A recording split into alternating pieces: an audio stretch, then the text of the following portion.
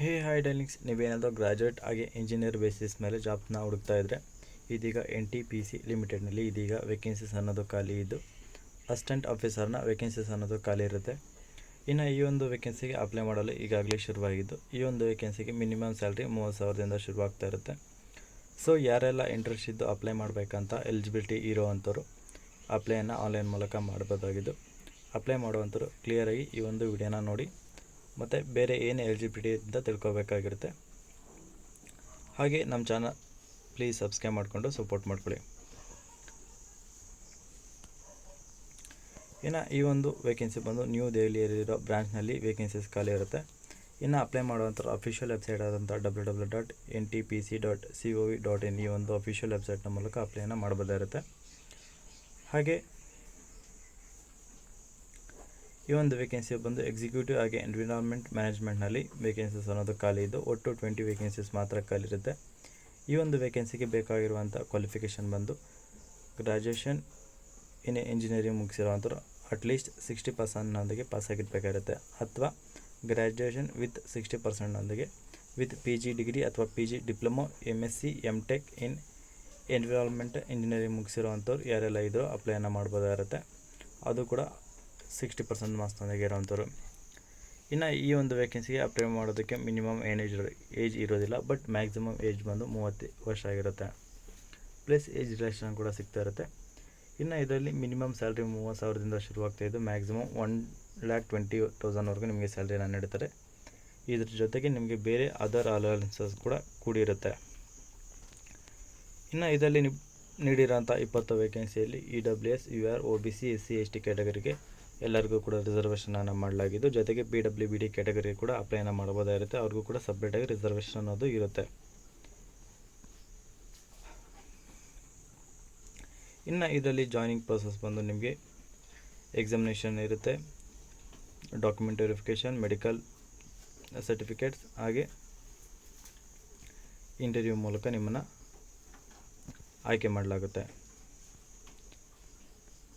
ಇನ್ನು ನೆಕ್ಸ್ಟ್ ಬಂದು ಈ ಒಂದು ವೇಕೆನ್ಸಿಗೆ ಅಪ್ಲೈ ಮಾಡೋವಂಥವ್ರು ಇಂಡಿಯನ್ ಸಿಟಿಜನ್ ಯಾರೆಲ್ಲ ಇದ್ದೀರೋ ಅವ್ರು ಮಾತ್ರ ಅಪ್ಲೈನ ಮಾಡ್ಬೋದಾಗಿರುತ್ತೆ.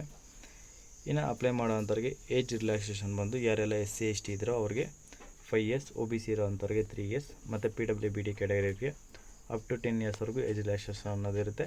ಹಾಗೆ ಎಕ್ಸ್ ಸರ್ವಿಸ್ ಮ್ಯಾನ್ಗೂ ಕೂಡ ಅವ್ರಿಗೂ ಕೂಡ ಎಷ್ಟು ಇಯರ್ ಅವರು ವರ್ಕ್ ಮಾಡಿರ್ತಾರೋ ಅಷ್ಟು ಇಯರ್ ಅವ್ರಿಗೂ ಕೂಡ ರಿಲ್ಯಾಕ್ಸೇಷನ್ ಅನ್ನೋದು ಸಿಗುತ್ತೆ. ಹಾಗೆ ಅವರ ಒಂದು ಎಜುಕೇಷನ್ ಕ್ವಾಲಿಫಿಕೇಷನಲ್ಲೂ ಕೂಡ SC ST PWBD ಕ್ಯಾಟಗರಿಗೆ 55 ಮಾರ್ಕ್ಸ್ನವರೆಗೂ ರಿಲ್ಯಾಕ್ಸೇಷನ್ ಅನ್ನೋದು ಇರುತ್ತೆ. ನೋಡಿ, ಇಲ್ಲಿ ಸೆಲೆಕ್ಷನ್ ಪ್ರೊಸೆಸ್ ಬಂದು ನಿಮಗೆ ರೈಟಿಂಗ್ ಮತ್ತು ಕಂಪ್ಯೂಟರ್ ಬೇಸ್ಡ್ ಟೆಸ್ಟ್ ಇವೆರಡರೆಲ್ಲ ಯಾವುದಾದ್ರೂ ಒಂದಿರುತ್ತೆ, ಮತ್ತು ಪರ್ಸ್ನಲ್ ಇಂಟರ್ವ್ಯೂ ಮತ್ತು ನಿಮ್ಮ ಫಿಟ್ನೆಸ್ ಮತ್ತು ನಿಮ್ಮ ಒಂದು ನಾಲೆಡ್ಜ್ ಇದ್ರ ಮೇಲೆ ನಿಮ್ಮನ್ನು ಆಯ್ಕೆ ಮಾಡಲಾಗುತ್ತೆ.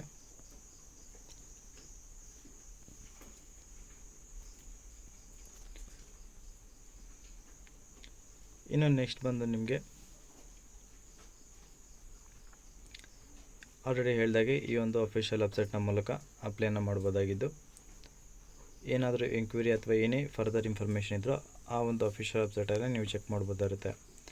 ಇನ್ನು ಅಪ್ಲೈನ ಮಾಡುವಂಥವ್ರು ಅಪ್ಲಿಕೇಶನ್ ಫೀಸ್ ಕೂಡ ಪೇ ಮಾಡಬೇಕಾಗಿದ್ದು ಜನರಲ್ ಆಗಿ EWS ಮತ್ತು OBC ಕ್ಯಾಟಗರಿಗೆ ಒಟ್ಟು 500 ರೂಪಾಯಿ ಅಮೌಂಟ್ನ ಪೇ ಮಾಡಬೇಕಾಗಿದ್ದು ನಾನ್ ರಿಫಂಡಬಲ್ ಅಮೌಂಟ್ ಆಗಿರುತ್ತೆ. ಇನ್ನು ಯಾರೆಲ್ಲ SC ST PWBD ಹಾಗೆ ಎಕ್ಸ್ ಸರ್ವಿಸ್ ಮ್ಯಾನ್ ಮತ್ತು ಫಿಮೇಲ್ ಕ್ಯಾಂಡಿಡೇಟ್ ಇದ್ದರೆ ಅವ್ರಿಗೆ ಯಾವುದೇ ಅಪ್ಲಿಕೇಶನ್ ಫೀಸ್ ಅನ್ನೋದು ಇರೋದಿಲ್ಲ. ಇನ್ನು ಇದರಲ್ಲಿ ಪೇಮೆಂಟ್ ಬಂದು ಆಫ್ಲೈನ್ ಹಾಗೆ ಆನ್ಲೈನ್ ಎರಡರ ಮೂಲಕ ಕೂಡ ಇದ್ದು, ಆಫ್ಲೈನಲ್ಲಿ ಪೇಮೆಂಟ್ ಮಾಡುವಂಥದ್ದು ಇಲ್ಲಿ ನೀಡಿರುವಂಥ ಅಕೌಂಟ್ ನಂಬರ್ ಮೂಲಕ ಪೇಯನ್ನು ಮಾಡ್ಬೋದಾಗಿರುತ್ತೆ. ಕೋಡು ಇದಾಗಿರುತ್ತೆ, ನ್ಯೂ ದೆಹಲಿಯದ್ದು. ಇನ್ನು ಒಂದು ವೇಳೆ ನೀವು ಆನ್ಲೈನ್ ಮೂಲಕ ಪೇ ಮಾಡೋವಂಥವ್ರು ಆಗಿದ್ದರೆ ಡೆಬಿಟ್ ಕಾರ್ಡ್, ಕ್ರೆಡಿಟ್ ಕಾರ್ಡ್ ಮತ್ತು ನೆಟ್ ಬ್ಯಾಂಕಿಂಗ್ಗಳ ಮೂಲಕ ಬೇರೆ ಅದರ್ ಆನ್ಲೈನ್ ಪೇಮೆಂಟ್ಗಳ ಮೂಲಕ ಕೂಡ ಅಪ್ಲೈನ ಮಾಡ್ಬೋದಾಗಿರುತ್ತೆ. ಇದು ಒನ್ಸ್ ನೀವು ಪೇ ಮಾಡಿದಾದಮೇಲೆ ಇದು ನಾನ್ ರಿಫಂಡಬಲ್ ಅಮೌಂಟ್ ಆಗಿರುತ್ತೆ. ಹಾಗೆ ಎಲ್ಲ ಒರಿಜಿನಲ್ ಡಾಕ್ಯುಮೆಂಟ್ದು ವೆರಿಫಿಕೇಷನ್ ಅದು ಇರುತ್ತೆ ಎಲ್ಲರಿಗೂ ಕೂಡ. ಯಾರೆಲ್ಲ ಶಾರ್ಟ್ ಲಿಸ್ಟ್ ಮಾಡೋವಂಥವ್ರಿಗೆ, ಯಾರೆಲ್ಲ ಇಂಟರ್ವ್ಯೂ ಆದಮೇಲೆ ನಿಮ್ಮ ಎಕ್ಸಾಮ್ ಆದಮೇಲೆ ಶಾರ್ಟ್ ಲಿಸ್ಟ್ ಅನ್ನೋದಾಗಿ ನಿಮಗೆ ಕಳಿಸ್ಕೊಡ್ತಾರೆ. ಒಂದು ವೇಳೆ ನಿಮ್ಮ ಡಾಕ್ಯುಮೆಂಟ್ ಸರಿ ಇಲ್ಲ ಅಂದರೂ, ಒಂದು ವೇಳೆ ಅಥವಾ ನಿಮ್ಮ ಒಂದು ಅಪ್ಲಿಕೇಶನ್ಗಳು ಇನ್ಕಂಪ್ಲೀಟ್ ಇದ್ದರೂ ಅಂಥ ಅಪ್ಲಿಕೇಶನ್ಗಳನ್ನ ಆಗಲೇ ರಿಜಿಸ್ಟ್ರೇಷನ್ ಮಾಡಲಾಗುತ್ತೆ. ಇನ್ನು ಅಪ್ಲೈ ಮಾಡೋವಂಥವ್ರು ನಿಮ್ಮ 10th ಸರ್ಟಿಫಿಕೇಟ್ ಮತ್ತು ಡೇಟ್ ಆಫ್ ಬರ್ತ್ ಪ್ರೂಫ್ಗೋಸ್ಕರ 10th ಅಥವಾ 12th ಸರ್ಟಿಫಿಕೇಟ್ ಮತ್ತು ಗ್ರ್ಯಾಜುಯೇಷನ್ ಇದೆಯಾ ಸರ್ಟಿಫಿಕೇಟ್, ಎಕ್ಸ್ಪೀರಿಯನ್ಸ್ ಇದೆ ಎಕ್ಸ್ಪೀರಿಯನ್ಸ್ ಸರ್ಟಿಫಿಕೇಟ್ ಮತ್ತು CGP ಕನ್ವೊಕೇಷನ್ ಸರ್ಟಿಫಿಕೇಟ್ ಮತ್ತು ಆಲ್ ಸೆಮಿಸ್ಟರ್ದು ಕ್ಲಿಯರೆನ್ಸ್ ಆಗಿರೋವಂಥದ್ದು ಒಂದು ಸರ್ಟಿಫಿಕೇಟ್ಸ್ ಮತ್ತು OBC ಆಗಿರೋ OBC ಸರ್ಟಿಫಿಕೇಟ್ ಮತ್ತು ಕ್ಯಾಸ್ಟ್ ಸರ್ಟಿಫಿಕೇಟ್. ಇಲ್ಲಿ ನೀಡಿರೋವಂಥ ಎಲ್ಲ ಕ್ಯಾಟಗರಿ ಕೂಡ ಕ್ಯಾಸ್ಟ್ ಸರ್ಟಿಫಿಕೇಟ್ನ ಸಬ್ಮಿಟ್ ಮಾಡಬೇಕಾಗುತ್ತೆ. EWS ಅವರು ಕೂಡ ಇನ್ಕಮ್ ಆಗಿ ಆ ಸರ್ಟಿಫಿಕೇಟ್ನ ಸಬ್ಮಿಟ್ ಮಾಡಬೇಕಾಗಿರುತ್ತೆ.